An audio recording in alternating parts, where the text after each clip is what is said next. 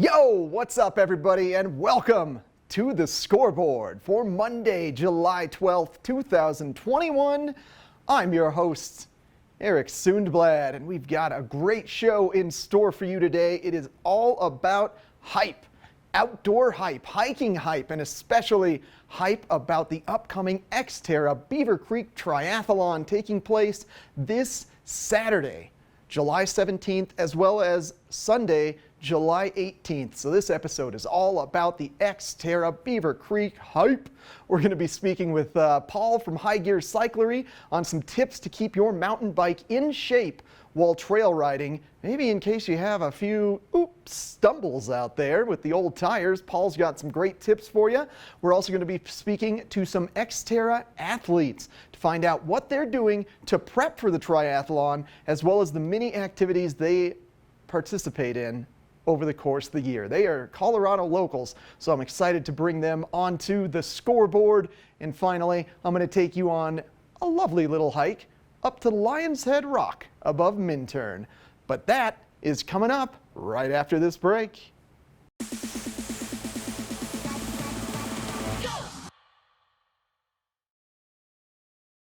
Welcome back to the Scoreboard, everybody. Let's start this show off with a bit of biking information. Our friends at High Gear Cyclery, specifically Paul, took us through a little bit of an example of what would happen if you were to get a flat out on the trail. Now, Paul is a big proponent of tubeless tires, and he has this fantastic device that can actually instantly stop a leak from happening if you were to ever get a flat in your tire. And I was amazed at this technology, and our own Maddie Evans stopped by High Gear Cyclery to talk to Paul. So why don't we check in with them? Maddie, take it away. Hi, I'm Maddie Evans with the Scoreboard, and I'm so excited that Xterra is making its way back to Beaver Creek. And something you should know is maintaining your bike is kind of important. We've got Paul, the bike expert with High Gear Cyclery here. Paul, big things happening with the bike world right now. Yes. All sorts of technology just keeps changing every year, more and more. A lot of people getting new bikes and getting on bike trips and getting into riding aren't really aware of their tubeless tires and what they should be doing to maintain them, to get them rolling out there and keep them on the trail. So yes, I'm going to talk a little bit about that for people that are in town and what they might encounter. Wait, so we're talking tubeless tires, which means that if I take the tube out of my tire, then I never have to worry about popping a tire. Sort of, yes, but not quite. Not 100%. You still can pop a tire. Yes. But it's super easy to fix it. Yes. So there is a sealant in the tire that will help prevent the small flats and seal it as you're riding. So fingers crossed you end up that lucky. If you do get a flat that's more serious than that, there are a couple things that you can do to remedy the situation and keep rolling on the trail. Okay, so if I were to pop a tire on the trail, let's say I'm an Xterra athlete, which not me, but if I was an Xterra athlete and I were to pop my tire on the trail, what would I do? So two things you can do is either put a tube into your tubeless tire, or the best option is to plug your tubeless tire. We carry the Dynaplug plug kits, so these little guys, super simple, really small, easy to get you rolling again. So if you do end up with a flat that your sealant won't take care of, then you can pop a little plug in your tire and get rolling. All right, now let's see the demonstration of this, and I'm just going to have you walk me through things as you're doing them. Perfect. So first step, pop your tire, so run over something spiky. So you're going to end up with your flat that is leaking out. And so you're leaking air, your sealant's not quite taking care of it. You take out your handy dandy plug tool, press that in, pull it out, and now your tire is plugged and you are rolling. Okay, so what if in the time that your tire popped and you didn't hear it pop, and then all of a sudden you've just got rim to the dirt, tires completely flat? How do you go from there? You can still put a plug in and then just inflate it back from there. Caught it pretty quickly on this one because we were paying attention. Lucky us, wow. Right? Yes, nailed it. But if you don't catch immediately and you can't get a plug in, you can always just take the valve stem out, dump the tubeless sealant out of your tire. It is biodegradable, safe to dump out in the wilderness, and then put a tube in, pump that up, and get rolling just like you would if you had a tube in to begin with. Perfect. So nice and easy. And once you get that plug in there, you can just continue riding with that plug. You don't need to stop and do any other crazy maintenance to it. Keep riding and Perfect. Keep riding and just ride home, cut the little excess tail off that plug, and ride till the tire's worn out. You don't need to replace the tire or anything. I mean, a cheap fix, a quick fix, and Yes. honestly, kind of the best invention with these tubeless tires because then you're right back out there. Exactly. Yeah, so you can just get rolling again, keep riding on the tire that you have. You don't have to throw it out just because you've got that plug in there. Refresh the sealant periodically, and you're good to go. And how often would you recommend refreshing the sealant? Depending on how much you're riding, at least once a season.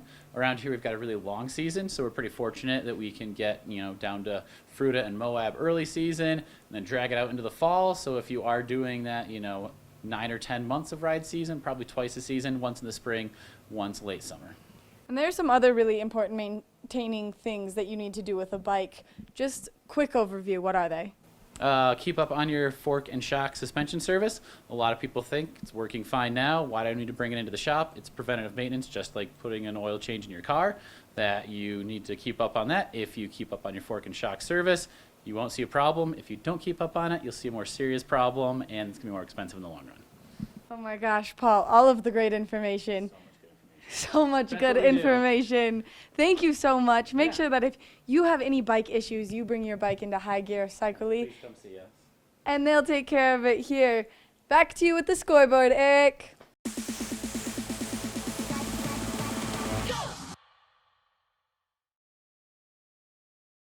Welcome back, friends. Next up, we're going to be taking a look at Xterra athlete Suzie Snyder. Now, she is a resident of the Front Range, but comes up to the mountains to engage in all of our incredible activities, specifically a ton of mountain biking. She was just in the Breckenridge Firecracker 50 a couple weeks ago, getting herself ready for the Xterra Beaver Creek Triathlon, and I had a chance to speak with Suzie outside of Nottingham Lake, where the swim will be taking place. Now, a little bit of info about the Xterra Beaver Creek. This is a grueling endurance run, so it consists of a mile swim around Lake Nottingham, followed by a bike ride from the base of Lake Nottingham up Beaver Creek Mountain. It's going to be about a mile on pavement to start off with, and then they're going to hit the dirt trails, and they're going to work their way around Arrowhead, around Bachelor Gulch, and finally end in the base of Beaver Creek, where they're going to dismount their bikes and then go on a trail run on Beaver Creek Mountain, and then celebrate at the base of Beaver Creek. These are some incredible athletes. Maybe I can handle the mountain bike, potentially I could handle the run, but throwing the swim in that too? Holy mercy. These guys are going to have some tired bodies after the triathlon. But I was super hyped to talk with Suzie, so let's get into it. With the upcoming Xterra Beaver Creek Games, I had to snag one of the top athletes, and I'm happy to be here with Suzie Snyder. Suzie, thank you so much for joining me today. How are you feeling this morning? My pleasure. Thanks for having me. Yeah, you're ready to go. I just had to snag you right before you got on the bike course. I know, it's a beautiful day. Every day in the mountains is beautiful. Absolutely. For the most part. Yep. I'm so happy to be up here. I love it here. It's fresh air, sunshine. All the goodness. Yeah, it's nothing better. So when did you start kind of doing triathlons, as it were? Did you start with mountain biking and that was your thing, or trail running and then you just wanted to do them all? Well, I was a track and field and cross country athlete all through school. And then towards the end of my college years, I realized that once I was out of college, I wouldn't have a sport. So I kind of freaked out and thought I need to find a new sport. And I was a lifeguard during the summer, and one of my coworker friends had started doing Xterra, and then we hosted a race at our park. So I saw the whole thing play out, and it looked really cool. I could swim, I could run. I'd never mountain biked, so I chatted with the race director, who actually lived a mile up the road from me. And he said, "Yeah, you can borrow my wife's mountain bike. She's pregnant. She's not riding it. Give it a try." So I did, and I was hooked. I was a mess. I was falling off the bike all over the place. Yeah. But I did my first race, and I was like second overall, and I just fell in love with it. First race, second overall? One of those Xterra points races, the smaller ones. But still, that's incredible for just picking up a mountain bike for the first time. Right. What kind of training goes into a triathlon? Say just average person wants to get into it. What's your best advice to start training? Throw a curveball there. Yeah, maybe, check out Xterra's website. We have so many resources from coaches and knowledgeable people to give you good advice. I think the biggest thing for me was I didn't have anybody that knew anything about it. It was just me jumping in and figuring it out. And especially with mountain biking, you develop a lot of bad habits that are really hard to correct. Just learn the right way from the start in terms of mountain bike skills, and there's a ton of info about fitness and how to train and just everything, every part of it. So seek out knowledge and resources, and there's so many coaches out there. You can find them on Xterra's website, on USA Triathlon's website. Talk to people in your community. We're out there. We're pretty easy to find. Yeah, right. Find the people that look the coolest, that are in the best shape. You do triathlons, don't you? Exactly. Your local bike shop probably even have some recommendations for coaches and people you can talk to. Or, a lot of them are coaches themselves too. So. Yeah, especially if you're living up here in the mountains. Everybody loves to be outside and do things. Like, you throw a stone and you're going to find a triathlete here. Exactly. So what does your summer look like? Is it just every day getting out there and practicing and training? Is it an everyday training thing?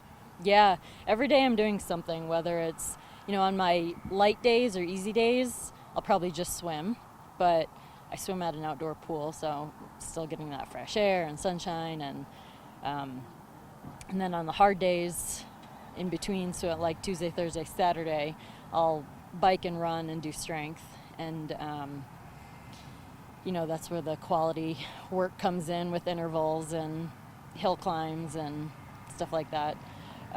But pretty much every day is out doing something. In the winter, it's a lot of indoor training on the kicker and doing more structured intervals inside, because you just can't get out on the bike. Now, as far as this course, have you been up here a few weeks in a row? Have you done any scouting on Beaver Creek? Are you prepared for it or aware of it? Any catchy things on the trails that you're like, oh, that turn is gonna get me?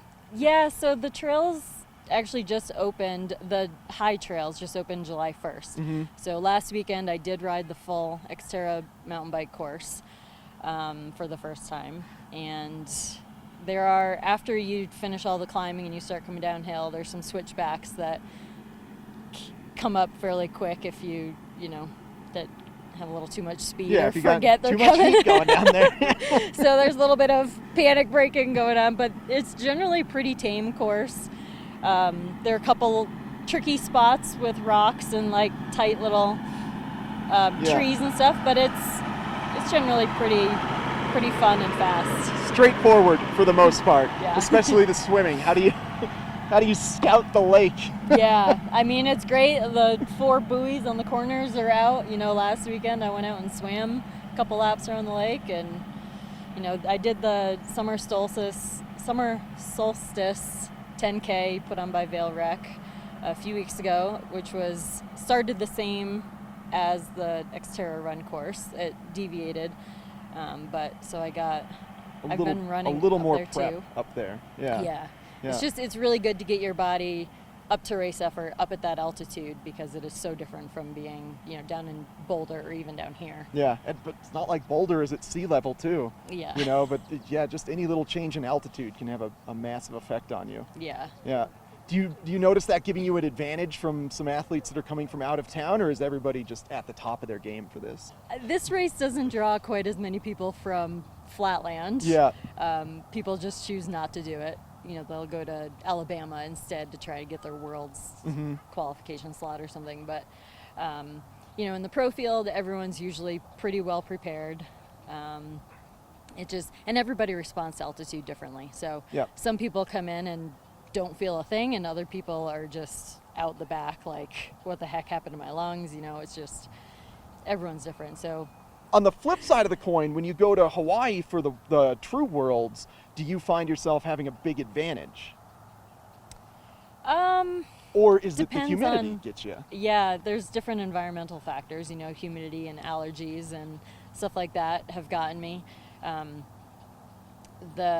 depends on when you fly in and out, like how much the altitude, like if you get there early, you're going to lose a lot of your altitude benefits. Yeah. If you come in closer to the race, you're going to keep a little bit more. But it's also just, there are just other factors, so. Yeah, always. You just do the best you can, no matter what.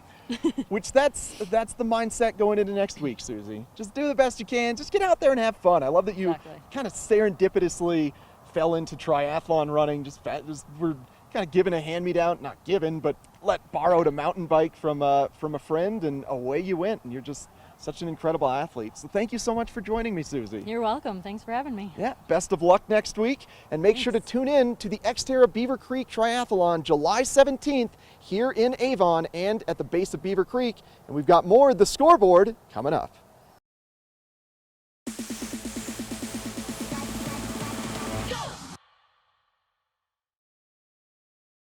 Welcome back to the Scoreboard, folks. Special shout out to Suzie Snyder for taking some time out of her practice day here in Avon to speak with me about how she's doing to prepare for the triathlon and the amazing other sports that she participates in. Best of luck to you, Suzie. You're an absolute rock star. Now let's get into a sport that I absolutely love. Maybe it's not necessarily a sport. Maybe it's just walking in the woods. I don't know. Who could tell? Who could tell where the differentiation is between sport and enjoyment? Maybe it's all good. Anyway, I love hiking. I love hiking with Minnie, my little golden retriever. Every day we're out there twice a day on one trail or another. So I wanted to take you out on one of my favorite trails here in Eagle County. It's located right outside the town of Minturn. The trail officially is called Couger Ridge, but it takes you to a feature called Lionshead Rock. Lionshead Rock is a really prominent feature sitting right above the town of Minturn. It's about a 6.2 mile out and back hike. So that essentially means you're going out to the point and back to your car. It's not a big full loop. It's just one trail out, same trail back. So it's a 6.2 mile out and back, so about 3.1 miles up. It's about 2,300 feet of elevation gain. But they've recently done some trail maintenance to the Couger Ridge Trail, and they've cleaned it up. They've added some water bars. They've added some extra switchbacks.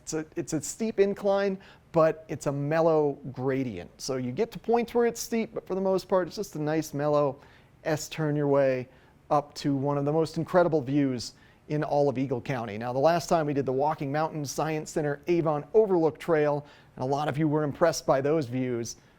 Oh boy, do I have something fun in store for you. After about a quarter mile of hiking up from the parking lot, you come to your first and only real major intersection to note on this trail. Now, when you arrive at the river crossing behind me, you will find a sign that directs you left to go to Game Creek. You can actually hike this all the way back to the top of Eagle's Nest in Vail. That's the Game Creek Bowl. Or alternatively, the direction that we're going to do, make a right and head up this hill, and then you will find yourself at Lionshead Rock. And we've got about another 3 to 3.5 miles of hiking until we get to Lionshead Rock. But I'll stop, I'll show you some good views along the way and point out any interesting flora or fauna that Minnie, the golden retriever, my consummate companion, and I discover. What do you think about that, Minnie? She thinks it's good.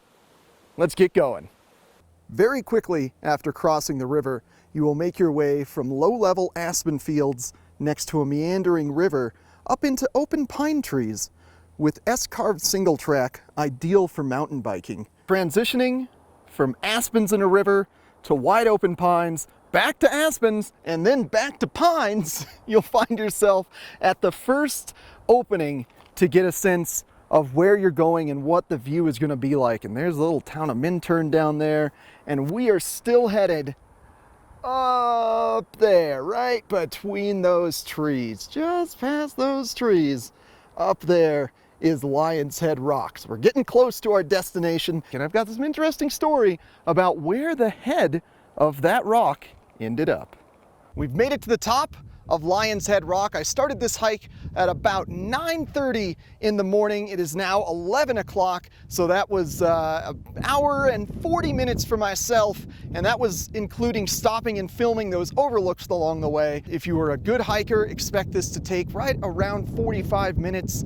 If you're a little bit slow, maybe a half day. Take your time, plenty of shade, plenty of areas to get some water and hang out and get some extra overlooks. Now, as far as Lionshead Rock and the name is concerned, I said we were going to get into some interesting facts. As we just got a good look at this overlook, you may have said there's no Lionshead. Why is it Lionshead? Were there a pack of lions that lived in Vail? Maybe, who can say? But the rock was actually named because it used to have the head of a lion on it, but that head fell off a few years ago. I want to say it's been 7 to 10 years since the head fell off and went rolling down the hill behind me and landed on the old, now defunct railroad tracks. So even though it doesn't look like a lion's head anymore, it is still Lionshead Rock, and there's no better way to finish your hike than head down to the town of Minturn, maybe check out Rocky Mountain Tacos, Backcountry Wings, Thai Kitchen, maybe head over to the Minturn Country Club for some steaks. They got tons of great restaurants in Minturn. Kirby Cosmos Barbecue, yeah, I could go on and on and on. It's a gorgeous hike. This is a great way to spend a day, especially on a bright sunny day like this one, and we got plenty more of the scoreboard coming right up.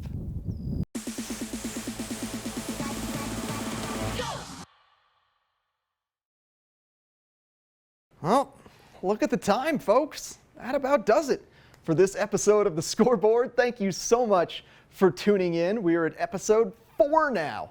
Episode 4 already. Time flies. And don't forget, next week we've got the upcoming Xterra Beaver Creek Triathlon on Saturday and Sunday. Saturday at 9 a.m. is when the swimmers start around Lake Nottingham, so be sure to get up to the base of Beaver Creek early so you can get yourself a good spot at the finish line in the village to cheer on all our athletes. Again, another shout out to Suzie Snyder for joining me, and tune in next week for a full recap of the Xterra Beaver Creek Triathlon. Have yourselves a great week. Tune in for more The Scoreboard.